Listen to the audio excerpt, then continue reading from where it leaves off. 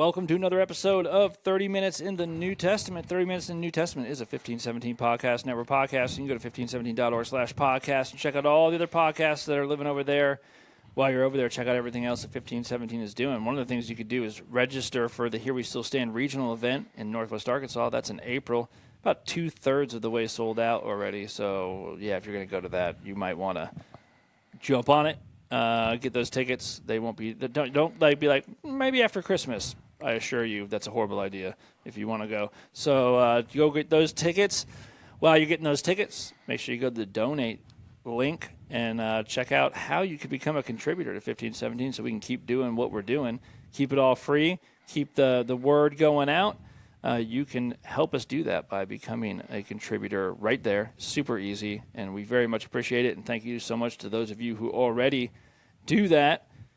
Guys, we are in Matthew chapter 14. Jesus has done a bunch of parable talking, and now we're going to get into something a little different. We kind of talked a little bit about John the Baptizer, who was, kind of wondering, hey, find out if this is the guy or not, because I've been in jail for a while now, and just wondering, is this really the way the Messianic program is going to shake itself out? We got a plan going on here, or what? Like, I'm ready. Mm-hmm. Hey, tell him I'm ready to join the ranks of disciples. I'm ready to follow him. I've just got this one issue, and it's that I'm in this prison cell under Herod. So if we could, devise a way to do something about that, that'd be great. That's not going to happen, as we find out in this chapter, as John is going to.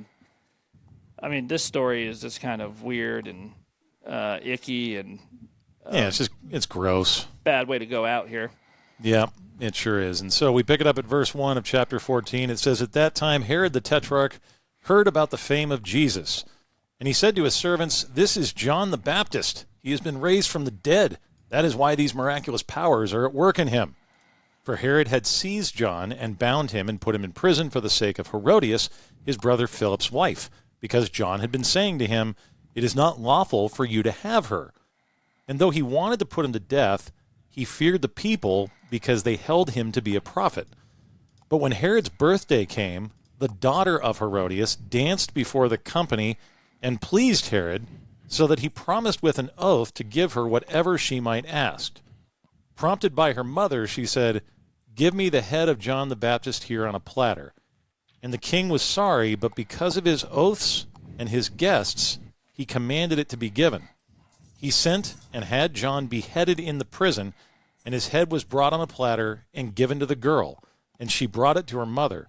And his disciples came and took the body and buried it, and they went and told Jesus." You do have this thing where John the Baptizer, he had been calling out Herod for taking his brother's wife, saying, "Hey, that's not good. You're not supposed to be doing that."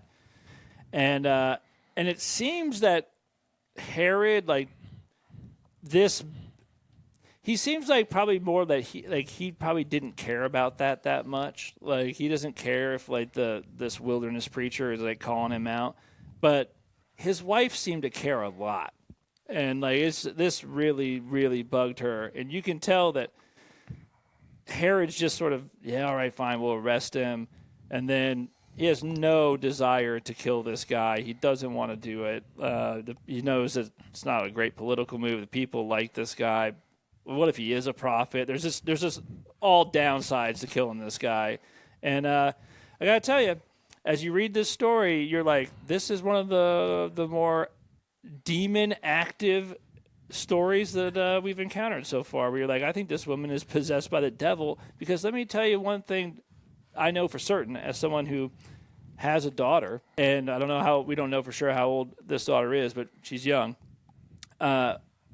Using her as a tool to get the guy's head cut off is gross.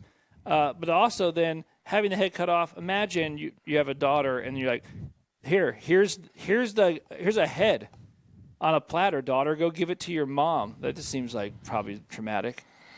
Oh, I mean, this is just gross political cunning and calculation, if there ever was one, on the part of Herod the Tetrarch, which, by the way, the word for tetrarch there usually was used to describe like a kind of a petty tyrant, which is exactly the way that the people of Israel viewed all of the Herodian sort of clan, as Roman puppet governors that didn't care one whit about the people. And Herod the Tetrarch surely shows that here, even though he knows that there are potential political consequences by him punishing John the way he has been asked to. And what convinces him? It's really, number one, he likes the sort of tease dance that he gets from, what some scholars will say is probably like a 12-year-old girl, maybe 14 at the max. And he's so impressed with what he's seen that he makes an oath in front of all these people that he'll do whatever she wants. And if you know anything about the ancient world, the one thing you can't break is an oath. I mean, you see this in the Old Testament, like with the story of Esther. If an oath is made, you have to go through with it. And so, sure enough, because he can't go back on his word, he sees John's life as dispensable. And it's just gross. You can't break an oath that you made in front of a bunch of other people. Yeah, you got to save face. Yeah, you got to do it. I think if you want a real practical lesson here, don't make promises when you're drunk. I think is like a good thumb. This seems like that might backfire on you. Also, what an insane thing to do. Because you might promise something insane, like I'll give you whatever you want. What kind of promise is that? This is. Any parent knows that this is not a good thing to say. Yeah, you're going to tell some teenager? Well, I don't think he's making a promise that he'll give her whatever she wants because he's a parent. No. I'm not making that contrast. I'm just saying, like a dude at a strip club who thinks he's got a chance with the hottest stripper there. No, you're 100% right. I'm not. Listen, I'll give you anything you want. I'm not implying that it's a dad talking to a daughter. Yeah. I'm just saying, if you have made the mistake as a parent saying something that broad, you will pay. Yeah. Well, it seems also like oaths were broken in the ancient world, but oaths that were made in public were rarely broken. Yeah. It seems like if he'd have made this oath to her and it was just he and her and the mom singing around, he'd have been like, "No, that's ridiculous. I can't do that. He has plausible deniability. This is going to cause a riot. I'm not doing this." But it says it's in front of the whole company of people that were there for his party, so he can't break that oath. Yep. Yeah, dude, even genies will tell you no wishing for more wishes. I mean, there's like rules to this. Like, what is he doing here? Yeah. Yeah, the whole story is just gross and an example of the fact that we go back to all the time, which is if you're prone to thinking, oh my gosh, society's never been worse than it is today, we're just going to hell in a handbasket, it does you well to remind yourself of stories like this. The world's always been a mess since the fall, and it just reveals itself in various ways, in various places all the time. So like, without, that's the story, but what does this text do to like a real theology of glory? I don't think there's an answer if you have a theology of glory, because this would be the ultimate evidence that John chose the wrong path. Yeah, I mean, so John is like has the most important calling up to this point in the history of mankind. Yeah, right? Jesus says he's the greatest person born of women. Yeah, and this is what happens. Like, I mean, and John's a young guy. This is what's going to happen if you're the greatest evangelist. Yeah, this is as Paulson says, this is what all preachers can expect. And the more you preach the gospel, the more you should expect this. Or maybe this is like the sign that you don't want to preach too hard about politics. I'm just saying, this worked out poorly. But there is definitely there. Like you think about John. John's not an old guy. I mean, John's early 30s. Yep. Yeah, he's Jesus' age essentially. Does that and this is also I guess you could also look at it this way, that in the scope of eternity, John's work is done. Like, John has this important calling, and he's done it. And his job is done. And in a lot of ways, when John says he must increase, I must decrease, I don't know if he was talking about this level of decreasing, like to to all the way to be headless. Death. Mm-hmm. But it makes sense in the sovereignty of God that as Jesus' ministry starts, that John is not going to be needed, obviously, But also, try to imagine a place where like this doesn't happen with John, and John's still around after the ascension, and you have the apostles doing stuff, and like it doesn't. Oh, and he's not one of the 12 that was called. That's Yeah, weird. it doesn't Yeah. fit, right? And so, Yeah. so I do think that in the sovereignty of God's salvation narrative here, that He has a specific purpose for John, and John fulfills that purpose, and then He's like, "You're coming home to me now." Well, I mean, dude." sort of Yeah. his like what you're saying is the culmination of his ministry happens at the baptism of Jesus. Correct. Like that was the reason for his ministry. Yeah. Yeah. Maybe he starts preaching about politics after that, and this is where it goes wrong. It's like you don't know at that point, but up until that point, he's like preparing the way of the Lord. The Lord appears, he's baptized, he gets acknowledged by the Father. The Spirit descends, takes on, as Paulson would say again, takes on the sins of the world there, and then he moves on. And yeah, Because I think, in your flesh, of course, and John is a man of flesh and blood, and I'm sure he's like, "Hey, Lord, hey, deliver me so I can follow the Messiah. I'm ready to do this." And God, I think it's pretty evident that God's like, "No, like your job's done. I'm just gonna bring you on home. Yeah. But you just come on. Good, gross story though. got that. Well done, good and faithful servant, for sure." Yeah, The thing is, I mean, on the one hand, this is obviously you can look at it from the perspective of he's gone on to glory. I mean, his job is done, and even though he died a violent death, he went to sleep in the Lord and woke up in paradise. That's all true for John the Baptist. Nevertheless, of course, for those left behind, especially Jesus, this is a very troubling moment. I mean, this is a very sad event, and you see that because in verse 13 we read, "Now when Jesus heard this, he withdrew from there in a boat to a desolate place by himself." And so this just goes to show you, as we will often see in the Gospels, is that Jesus has no problem distancing himself from people if he needs a break. Yeah, you He's also done- see. he does You also this. see. well, it's his cousin too. Yeah. Like yeah, sure he's upset. Yeah, Yeah. you also see that people don't care, and they're like, no, Well, that- no days off for you. Yeah, and Your that's cousin just died. Too bad. Like, we're following you. By the way, that And we're also that also can be what a preacher can expect in their ministry too. That they will often be hassled on their days off too, for whatever the reasons might be. And that's what happens to Jesus here. There's no time for him to grieve, really, because it says when the crowds heard it, they followed him on foot from towns. So when he went ashore, he saw a great crowd, and he had compassion on them and healed their sick. Now, this has always been a remarkable part of this story to me. Jesus is constantly thinking about the other, and even when he wants to take a break, even when he wants to just be by himself and grieve and maybe just refresh a little bit, what drives him over and over and over again to get back out there is the word compassion. He has compassion on the crowds. It's the same word used here that was used back in Matthew chapter 9 when we're told that he looks over the crowds and sees them as sheep that are harassed and helpless without a shepherd. It's the same word here. He has compassion on them, a sense of shared suffering. So he empathizes with them and then begins doing what he's sent here to do, which is to heal them.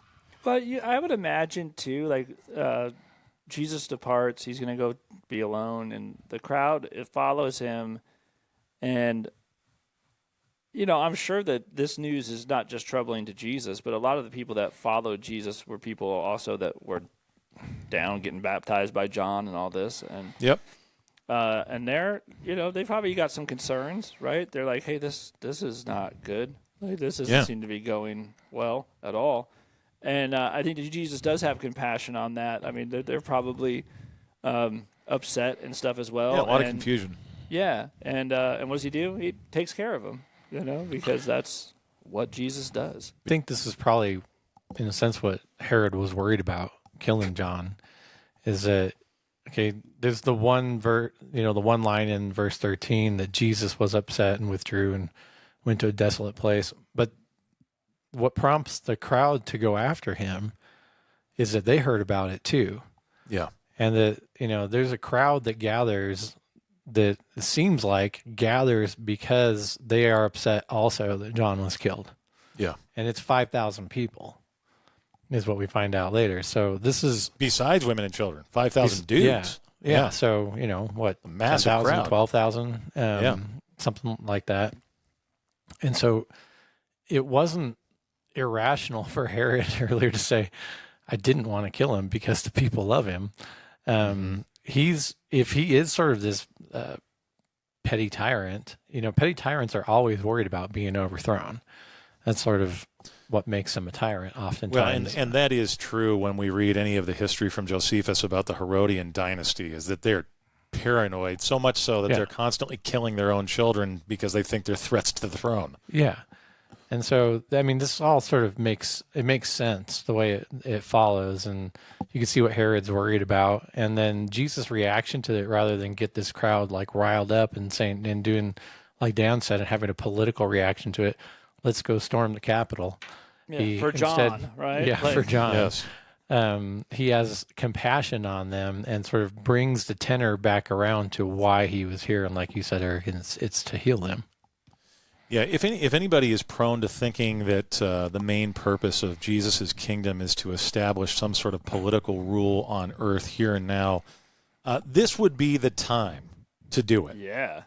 This would be the time. He's got a huge crowd. He can mobilize them. They're clearly upset. He could probably grow, on the way to the palace. 100%. And yet, what we see over and over and over again is we see Jesus turning away from the wheels of political power and submitting himself. He wins through losing.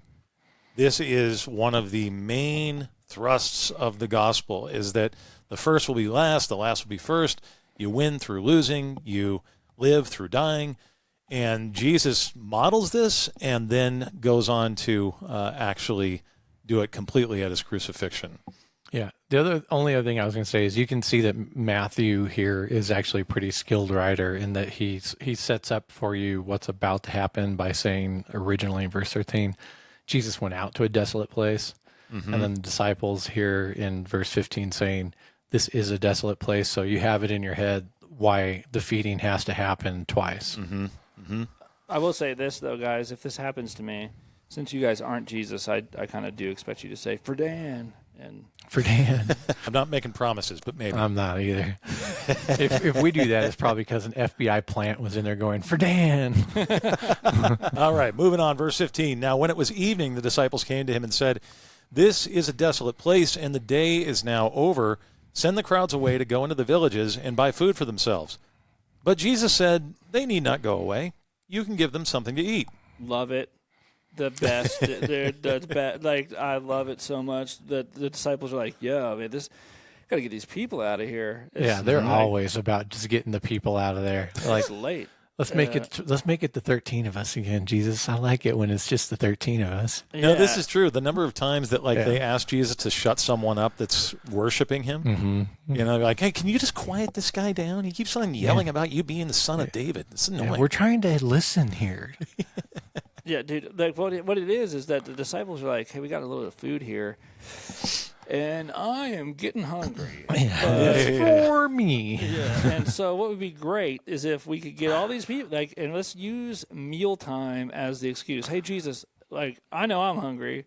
You got to be hungry. These people got to be hungry. There ain't nothing to eat for a ways here, so we got to get them on the road. And we probably only have enough food to feed ourselves. Yeah, no, for sure. And Jesus is got enough food for 13 people. Whoa, what a coincidence.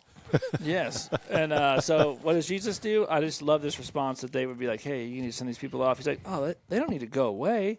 Give them something to eat. It's the best, dude. Well, and their response is perfect. They said, we have only 5 loaves here and 2 fish, a.k.a. enough for us. Yeah. No extras here. Yeah. I mean, what do you want us to have, a morsel, a little crumb? And so Jesus says, verse 18, bring them here to me. Then he ordered the crowds to sit down on the grass, and taking the 5 loaves and the 2 fish, he looked up to heaven and said a blessing. Then he broke the loaves and gave them to the disciples, and the disciples gave them to the crowds. And they all ate and were satisfied. And they took up 12 baskets full of the broken pieces left over.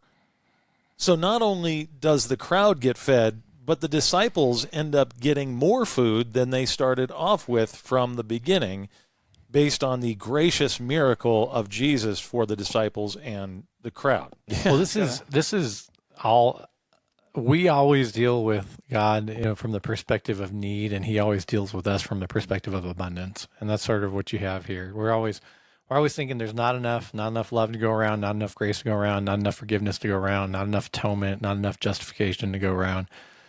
And He deals with us in abundance and says, there's more than you could ever need, plus all they could ever need, plus leftover.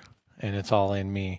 And you get that from the beginning when they think that these people have to go take care of themselves because there's not enough. There's never enough. There's never enough. That's how they think. And he right off the bat is constantly trying to reframe them and saying, I'm here. What are you worried about? Feed them. Mm-hmm.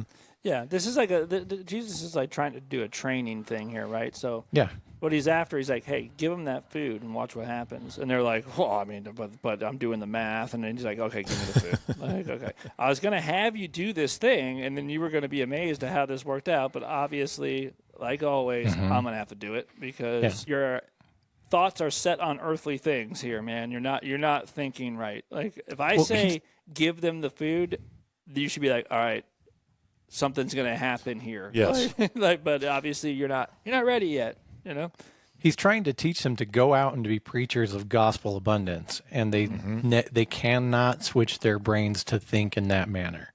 Yep. And they really don't until Pentecost. Yep. Yeah. Yep. No, that's right. And speaking of abundance, we're told in verse 21, and those who ate were about 5,000 men besides women and children.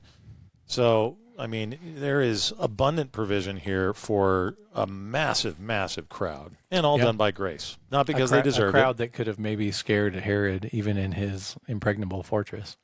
I mean, have you seen pictures of that fortress? It was pretty impregnable. Walls are pretty thick. And high. Yeah. Yep. Nevertheless, if a crowd is determined enough, they'll find a way. But they were not, and they were not led to do that, which is, again, a very positive thing for our sake. And so we read on to verse 22. Immediately he made the disciples get into the boat, and just a little side note here, where it says he made, it's literally like he compelled it, he pushed them, like you go now. So you can clearly tell he's got a point to what he's doing. He's got a mission here. He made the disciples get into the boat and go before him to the other side while he dismissed the crowds. He said, this is the old, you guys are bugging me. Like, like I'm trying to get you to feed these people. Like, oh, there's not enough food. Get in the boat. I'll meet you over there. I need a break. You think I need a break from the crowd? I need a break from you. Well, you guys are driving me nuts. And so it says, verse 23, and after he had dismissed the crowds, he went up on the mountain by himself to pray. When evening came, he was there alone. But the boat by this time was a long way from the land, beaten by the waves, for the wind was against them. And in the fourth watch of the night, he came to them, walking on the sea. The fourth watch, by the way, is like between 3 and 6 a.m., so really late at night. And the fourth watch of the night, he came to them walking on the sea. But when the disciples saw him walking on the sea, they were terrified and said, "It is a ghost!" And they cried out in fear. And by the way, the word there is they screamed. Like, so, I mean, it's they cried out in fear feels like a little softer way of saying like they were like, like almost like a character in Scooby-Doo or something. But immediately Jesus spoke to them saying, "Take heart, it is I. Do not be afraid." That might scare me more. You'd rather just have a ghost walking on the water next to it than God showing up? I don't know. Well, just not a big deal, but you said the fourth watch of the night. For people that have never sort of been on a boat overnight, somebody's always got to be awake on a boat when it's moored somewhere, because they can move, they can start taking on water, whatever. So someone's always got to be awake on a boat. Kind of a pain, but. And if you're in the middle of the storm, probably everyone's awake. And maybe I'd be sleeping, but like, what can I do? Nothing I can do. Yeah. Some people get motion sick. I get motion sleep. Yep, this is true. And I mean, obviously, their response is understandable, even if Jesus has done things that have sort of blown their minds. I mean, literally, he just fed 5,000 plus people with a few loaves and a couple fish. Nevertheless, it's still pretty jarring to see someone walking on the water. Oh, yeah. And you 22 and 23, you do get the sense too that some of this is pretty exhausting for Jesus sometimes. It's just like, all of you guys, and especially you 12 guys that I'm really trying to love a lot here, you guys wear me out. I just need some time to shut my eyes and talk to the Father for a while and have some time alone. And if anybody's ever been a person of responsibility, you probably get that. Yeah, for sure. And one of the things I like too about this is that, as the storm is going on, you have Jesus walking on the water, and this doesn't strike us, like it doesn't hit us the same way that it might hit them. I mean, it hits us in the sense that it's miraculous. But if you read like the Old Testament, the New Testament, Revelation, like the sea is associated with chaos and evil. Mm-hmm. All throughout all of Scripture. And what Jesus is doing here, unknown lurkings. That's why the book of Revelation tells us that one of the aspects of heaven is that the sea will be turned into glass. Yes. In other words, it's completely still. And so what Jesus is doing here is he is treading up on top of the chaos, right? That's like right. This is the imagery that you have here, that like he on top of all of this. And these guys are freaking out. And this packs maybe when you understand that, packs a bigger punch when he says, "Don't be afraid." Like this is the thing to be afraid of. He's like, "Don't do it. They don't have to." And to that end, in Greek, when he shows up and says, "Take courage," it is I. The words "it is I" in Greek is ego eimi, which is I am. So he is, at least in some subtle way, declaring to them, "I am God and I rule over even this." Yeah, don't be afraid. God's here. Yeah, that's what he's telling them. That's what they would have heard. And that's probably why we go on to read what happens with Peter. Because Peter seems to get a little courage. And Peter answered him, "Lord, if it is you, command me to come to you on the water." He said, "Come."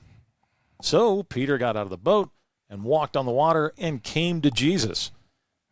But when he saw the wind, he was afraid. And beginning to sink, he cried out, "Lord, save me." Jesus immediately reached out his hand and took hold of him, saying to him, "O you of little faith, why did you doubt?" And when they got into the boat, the wind ceased, and those in the boat worshipped him.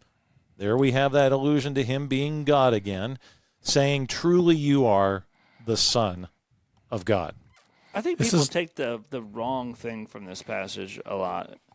Because they want to make it all about Peter being an example of what not to do, which is usually the way it's preached, when it really should be focused on, look at how gracious Jesus is to his little faith-filled disciples. Okay, well, this describes everybody. Well, here's the thing, man. So they'll be like, the takeaway is like, and as long as he had his eyes on Jesus, he could walk on the water, and like yes. Like that's fine. Like as far as like, yes, keep your sight fixed on Jesus. That's great. How about this though? Like, how about when Jesus is coming to you, let him get there and stay in the boat? Like, it's not as though Jesus like commanded him to do this. Peter's like, "Hey, if it's really you, tell me to come out." And Jesus says, Dan's "Go always for got, like, it." the most practical takes on this. Well, and you know what? I genuinely think Peter just wanted to see what it was like to walk on water. He's like, "Hey, dude, I want to try that." Literally, the way this text works is that Peter's like, Jesus is like, "I am," and Peter's like, "Oh yeah, if you are, tell me to come walk on the water." And Jesus literally is like, "Go for it." And so it's not as though this is something that Jesus was like asking Peter to do. It's something that Peter was saying, "If this is true, then say this." And Jesus is like, "Well, it is true. It is I. So knock yourself out, Peter." And like Peter gets out in the water, and of course he can't do it. And like the real takeaway here is, when Jesus is coming to save you, stay in the boat. Like, wait for him to get there. What are you trying to meet him halfway for? And yet, of course, even if he's you still make the gracious mistake, and saves him. Even if you make the mistake of trying to meet him halfway, he's gracious still, because we're told immediately he reaches out his hand and takes hold of him. Have you ever taught a little kid how to ride a bike? Oh, many times. Yeah. So I'm now on grandkids, teaching kids how to ride a bike, and it always Lots goes of boo-boos? the same. You don't. Oh no, not really. But you progress, and one of the last progressions is you're running alongside a kid who's actually riding a bike, but just doesn't actually believe they can ride a bike, and you kind of keep your hand on their shoulder. And your hand on their shoulder is what makes it so that they can do the thing that they're doing.